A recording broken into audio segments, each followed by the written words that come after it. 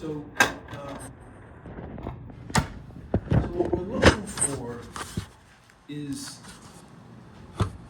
error rates. So problem one will be something like this. So I thought this out, but I haven't written it down yet, so I may have to rewrite it with your help. So the first prompt is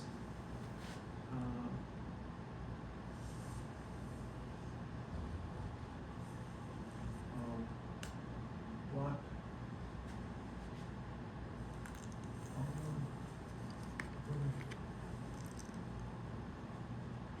10 smallest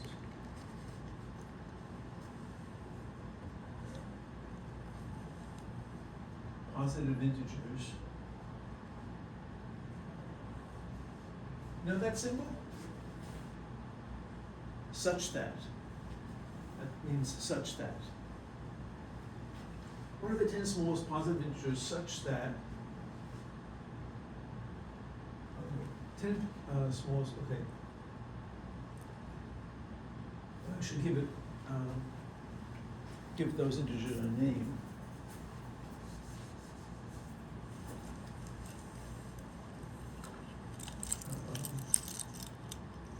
Capital X sub I, all right?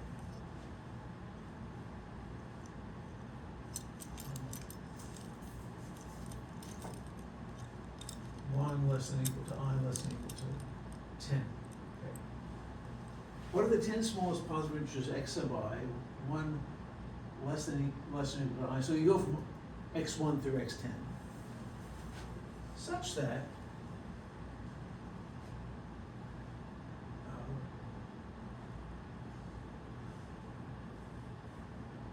xi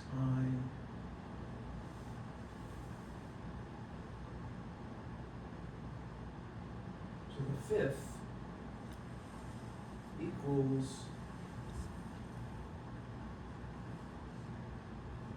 y sub 1 to the fifth plus y sub 2 to the fifth plus y sub 3 to the fifth plus y sub 4 to the fifth.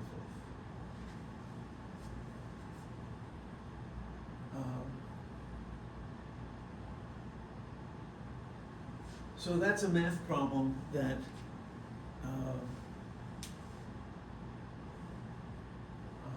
I think I know the answer to. But it's the kind of problem that LLMs have a lot of difficulty with. So it'd be interesting to see what those three guys do with it.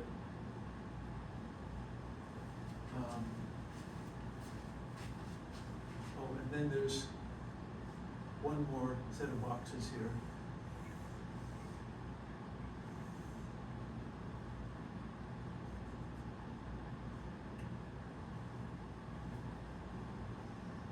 For your math problem, are you staying in the real numbers or are you going into complex numbers too? Positive integers. Okay.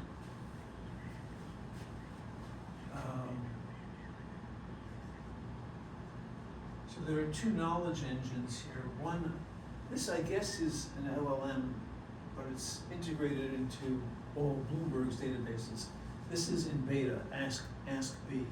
I don't know if we can get access to it or not. This is the Wolfram language. Yeah. That Wolfram Alpha. we do have access to at Anybody UConn. has access to that at UConn. Yeah. Yeah. So, and this has been proposed by Stephen Wolfram as a knowledge base for LLMs. So let's keep it even a little simpler, because we don't need that. We can just say Wolfram language or without Wolfram language. So there are 18. A total of 18 prompts, or 18. 9 times 2. 3 times 3 times 2, yeah. Correct. So that's P1. P2,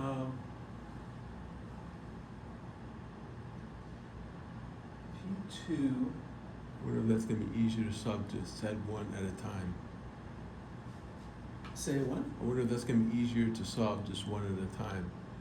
Find x I to the fifth, if that's equal to y to the fifth, and then once you get that, then try and find.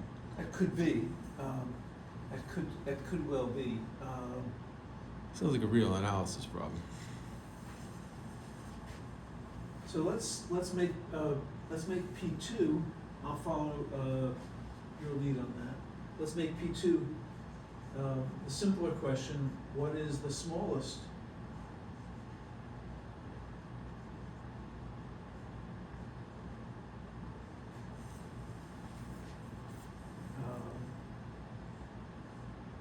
X sub I,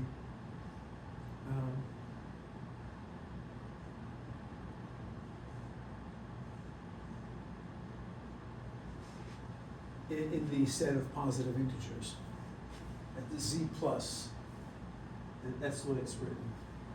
What is the smallest x sub I in z plus such that, same thing. So we have two math problems. One that is probably going to be too hard for everybody, but this one maybe not. Well, that's a starting point for that one, I would think. Yeah, could be. So let's see if we can gear this P3 to the financial universe more directly.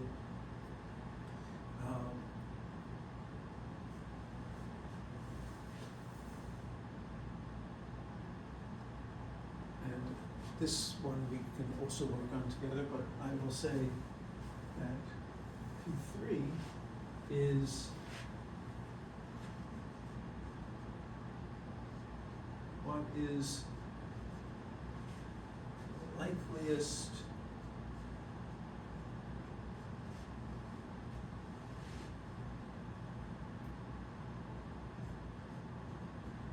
proximal cause.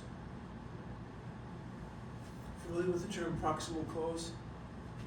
Proximal cause is the immediate cause of Nearest. something, the nearest. Proximity means closeness. It's the contrast is, as opposed to a distal cause, which is something at some distance. Maybe in the causal chain, there's a causal chain of, event 1, event 2, ... event n-1, event n. Well, if these are sequential and causally connected, you could say that this is the proximal cause. You could say that's a distal cause. So what is the likeliest proximal cause of the next systemic global crisis? That's an You interesting with the question. financial? No, I don't want to say financial.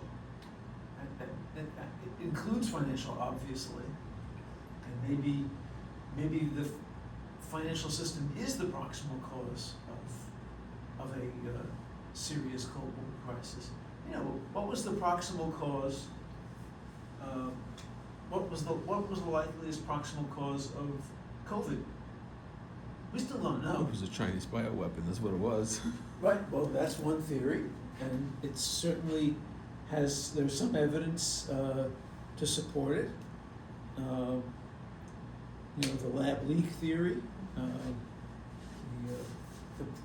the proximity of the Wuhan lab. Bios, yeah. The supposed bio level 4 lab in Wuhan that was technically only had staff trained to like bio level 1 to 2. Yeah. Anthony Fauci shipping work that was banned here over there. So what I'm looking for is what kinds of errors these different LLMs make as a function of the prompt that they receive, and what happens when they get some help from Stephen Wolfram. And that's the project. Pretty cool, right? I mean, there's a whole theory behind this that I developed about 25 years ago, and it was part of my first big patent application, but it was too abstract. It was considered mathematics, not something that's patent eligible. So the patent that issued didn't have any of this stuff in it, but there's a description of the what I call generalized Fermi error reduction. You know Fermi, Enrico Fermi, and you know about the problem of how many piano tuners there are in Chicago? Haven't heard that one. Oh, so it used to be if you wanted to get a job at Goldman Sachs or someplace like that, Morgan Stanley, you want to go on your job interview out of college or maybe as a freshly minted MBA, and you walk into the room and they'd say, how many piano tuners are there in Chicago? And they didn't want to know literally the answer to that question. They wanted to see what the thought process was.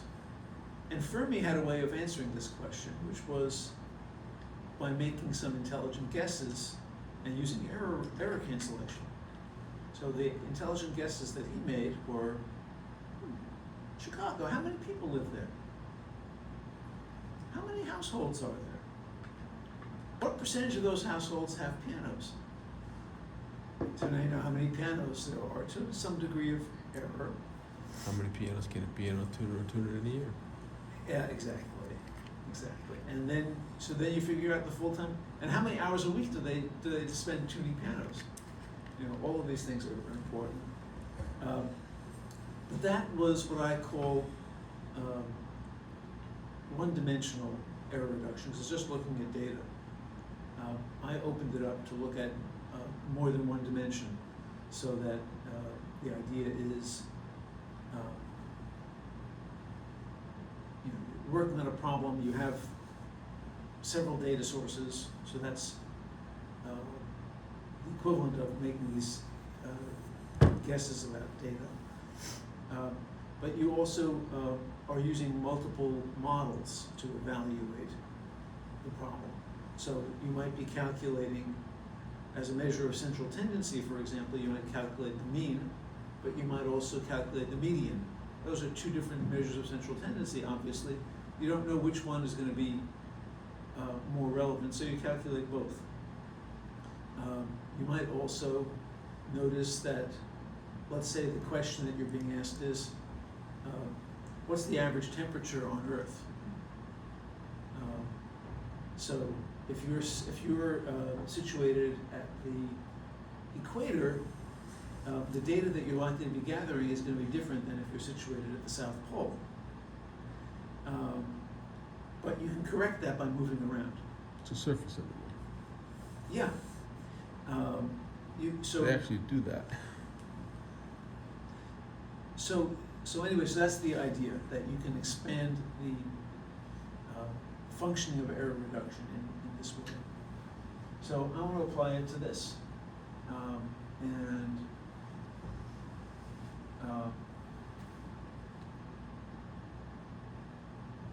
Would you like to know the answer to that, to P2? Yes, can you repeat the question? Would you like to know the answer to P2? Sure. Should I tell you, or should I see if you can find it on ChatGPT or somewhere else on the internet? Maybe we gotta find ourselves, and then next week we can compare the results. Okay. So, could you just explain again how things like, in student language, like, so now we have 3 forms, and our job is gonna do like try to ask the large language model about that prompts and to see the differences in their answer, isn't it? Yeah, so let's talk about what we do with the data that we collect. So the data that we're gonna collect is the responses, right? So there are gonna be 6 different responses to each one of these questions, right? There's gonna be the response, for example, to the prompt fed to Gemini without using Wolfram, and then the response fed to Gemini with using Wolfram. So what will those responses look like? Well, they're going to be text, obviously. So it's not like we can simply have an algorithm. I mean, there are algorithms that would convert that text to speech, or we could do a semantic analysis of the thing. But what I'm going to suggest that we do is we look at the data, and we use our human minds, not artificial intelligence at that point, to actually see what's going on. So there's an element of subjectivity that comes in there, but it is useful to not narrow the problem at the beginning, in my view. So I think it's the right approach. What do you think? How do you want to do this organizational wise? Like there's 4 of us in the group, how do you want us to split this up? Well, I want the 2 of you to work together on this, and I'm not sure what I'm going to give the other 2 to work on. So this is for the 2 of us. Okay. This is for the 2 of you, yes. And I hope to also make some time for one-on-one meetings with both of you in the coming weeks. My schedule should be a little bit easier in April. Just try not to go earlier in this. Yeah. Sorry? Just try not to go earlier in this meeting. Yeah, no. I'm just catching the edge of the end of the traffic coming down here at this time of day. No, I appreciate that. I actually this is a long day for me because I'm teaching 2 classes at Quinnipiac in the afternoon. We're here till 9:30 tonight. And then I'm judging a student competition at Fairfield University tonight. So, yeah, That's a long way. it's a long day for, teaching takes a lot. Particularly when you have a class of like 35 students, you're trying to engage them in some way. And you're fighting a battle not just with them, It depends on what level they're at too. they're at different At levels. freshman level, it could be a challenge. At senior level, hopefully they've learned how to learn and they know what they gotta do. They are all over the map. I had one student last semester who uttered the famous question, the shocking question. It was in response to some problem that I'd given. I don't remember what the problem was anymore. But she says, "How am I supposed to know that there are 52 weeks in the year?" And you're in college, that's pretty scary. So how I do- was so shocked that I was speechless. I didn't say anything. I just kept my own counsel. But I've told people that story many times since then. Because it impressed me. I was like, wow, there's a very different organization of consciousness. I mean, how would you not know that there are 52 weeks in the year? That's why in the mid-90s they had to renormalize the SAT scores by dropping the score. They actually increased them by 100. When you and I took the original SATs, I know. our scores are 100 higher compared to what people after 94 take them. Yeah. Well, I don't think they would give out 900s. But just to get them back to the 500s, make the 500 be a norm, Right. because the average was down in the 450s by then. Yeah. When I was right out of college, I designed an SAT course that I offered with a money-back guarantee. give anybody their money back. My average increase in the last class I did this for was 200 points. And it was, in those days, the makers of the SAT, was it the College Board, were saying, it's basically an IQ test you can't improve. And I said, that's nonsense. This is not an aptitude test, this is an attitude test. It's how fast can I recognize the problem and apply the solution test? Mm-hmm. There's only a fixed number of problems you can give in that type of situation. Right, right. So anyway, yeah, I will make some time for one-on-one meetings with both of you. It's okay, the economics department wants me to take the GREs again. Are you applying to graduate school in economics? Yeah. Let me know if you need anything like a letter of recommendation or anything like that. That I've already got. It's them, me fighting them. I'm not taking the GREs again. Right?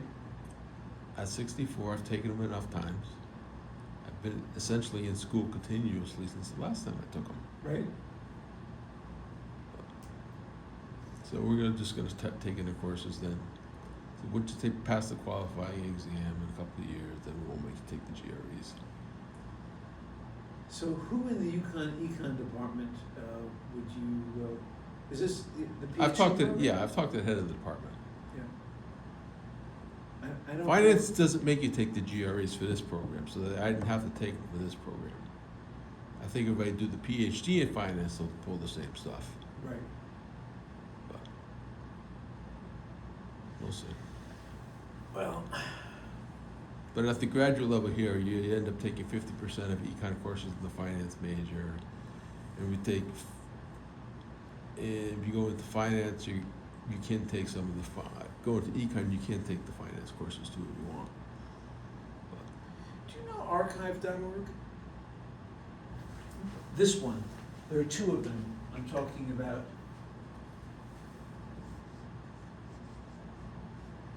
This one. I haven't looked at it.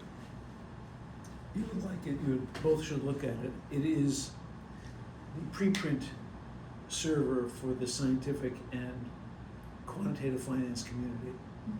So it was started, I think back in the 90s, by a physicist at Los Alamos named Ginsburg.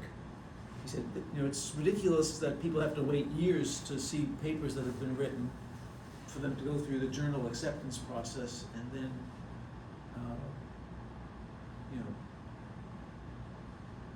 meanwhile, the field has moved on. It's, 2 years behind or more. They said So- the biggest problem with publishing is the stuff that doesn't get published, because somebody tries to repeat it again, Yeah. and the work just gets redone. So what this did was it said, okay, if you are a member of the scientific community, you can publish a preprint. It hasn't gone through an editorial process, but we know you're a bona fide scientist. You've been vetted, and we want to see your work. We want to know about what you're doing. So this became the dominant form of publishing of science in the world. He didn't get enough love at Los Alamos, so he picked up his server and went to Cornell. It's still at Cornell. I think he's still doing it, I'm not sure. But there must be more than 1 million scientific papers on there in physics, cosmology, mathematics, quantitative finance, biology, computer science, you name it.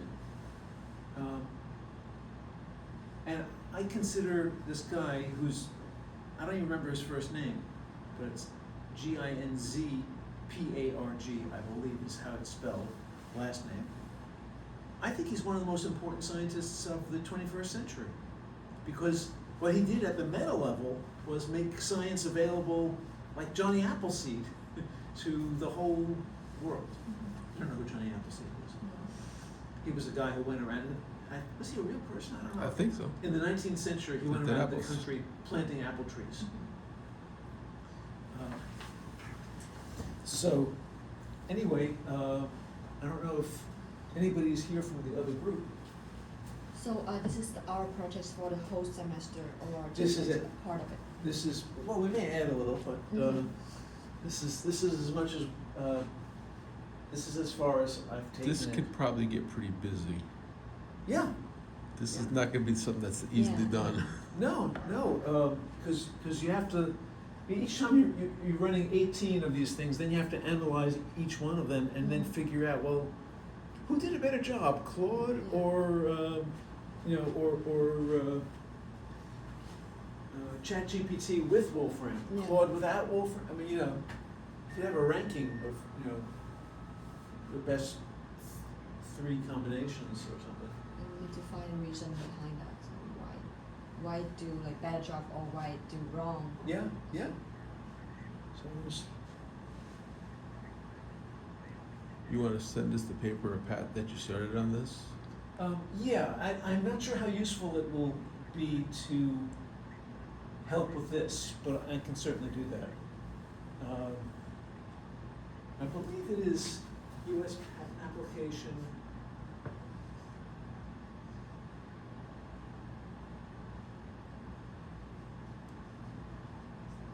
I think that's right. I can't remember mine. I have to look it up every time. What is that number, Professor? It's a number that gets assigned US to Patent a Office. patent application. Oh, It's not the number of the patent that issued, but it's the ancestor application. Bing generally can find them, like Bing can find mine, I think. the ones I think did last time I was up at My UConn. patent application is, that my actual patent that is, I forget what the last 3 letters are. But, yeah, 8 million something or other.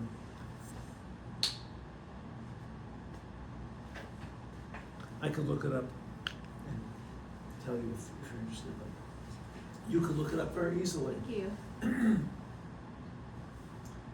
Very easily indeed. So, class dismissed. You're welcome to hang out. I'm just wondering if, anybody else is gonna, show up. I didn't get any response. Leah responded that she'd be on the call last week, but she wasn't on the call. And